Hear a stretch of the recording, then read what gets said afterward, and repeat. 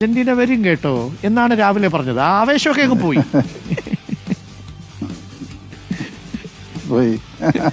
പക്ഷെ ഞാനൊരു കേരളത്തിലെ ഒരു മാധ്യമം ചെയ്ത ഒരു കാര്യം പറയട്ടെ. അർജന്റീനൻ നാഷണൽ ടീമിന് ഒരു കത്തയച്ചു കേരളത്തിൽ നിന്നും, ഒരു മാപത്രം, ഒരു മാധ്യമത്തിന്റെ ഒരു കക്ഷി. 10 ചോദ്യങ്ങളാണ് കേരളത്തിൽ വിവരാവകാശം കൊടുക്കുന്ന പോലത്തെ 10 ചോദ്യങ്ങളാണ് AFAക്ക് അയച്ചത്. കരാർ ഒപ്പിട്ടിട്ടുണ്ടോ, എത്ര പണം വാങ്ങി, ആരെല്ലാമാണ് കളിക്കാൻ വരുന്നത്. ഈ പത്രക്കാരനൊക്കെ വിചാരിച്ചതെന്ന് വെച്ചാൽ ആ ഒരു മാധ്യമം കരുതിയത്, അല്ലെങ്കിൽ ആ ഒരു മാധ്യമത്തിൻ്റെ മുതലാളി ശ്രമിച്ചത് ഈ അർജന്റീൻ ടീമൊക്കെ ഇവരെ കീഴിലുള്ള ഏതോ ആ ചാനലിലെ ജോലിക്കാരെ പോലത്തെ ആളുകളാണോ എന്നൊക്കെ ആയിരിക്കാം. അതുകൊണ്ടാണല്ലോ വിദേശത്തുള്ള ഒരു വിദേശ രാജ്യത്തിലുള്ള ഒരു ഫുട്ബോൾ അസോസിയേഷൻ ഇത്തരത്തിലുള്ള കത്തയക്കുക എന്നൊക്കെ പറഞ്ഞാൽ മോശമല്ലേ? നമ്മുടെ സംസ്ഥാനത്തെ തന്നെ താഴ്ത്തി കാണിക്കുന്ന രീതിയല്ലേ അവിടെ ആലംബിച്ച്.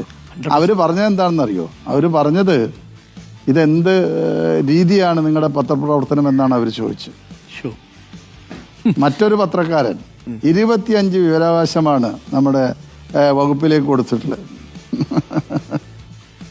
ഇതിനെല്ലാം തന്നെ മറുപടി പറയാതിരിക്കലാണ് നല്ലത്. നമ്മൾ പ്രവൃത്തി കൊണ്ട് തന്നെ ജനങ്ങളുടെ വിശ്വാസം നേടുക എന്നുള്ള. നമുക്കിനി മെസ്സി വരുന്നത് കാണണം, മെസ്സി കളിക്കുന്നത് കാണണം.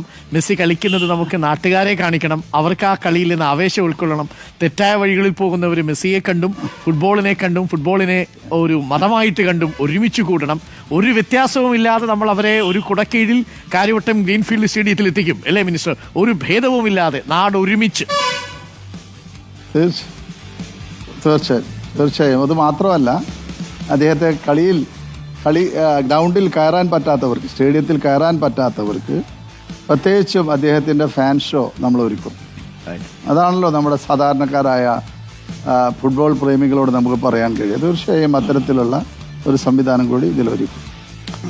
മിനിസ്റ്റർ, ഒരിക്കൽ കൂടി മിനിസ്റ്ററിന് കൂടി താങ്ക്സ് പറയുന്നു. കാരണം ആ വിമർശനങ്ങൾ ഏറ്റത് മാത്രമല്ല, ഇതിന് പിന്നിൽ റിപ്പോർട്ടർ TV ആൻറ്റോ വാഗസ്റ്റിനും നമ്മളുടെ ചെയർമാനും നമ്മുടെ വൈസ് ചെയർമാനും നമ്മുടെ കമ്പനിയിലെ പ്രവർത്തകരും എടുത്ത എഫേർട്ടിൻ്റെ ഇരട്ടി എഫേർട്ട് അങ്ങും എടുത്തിട്ടുണ്ട്.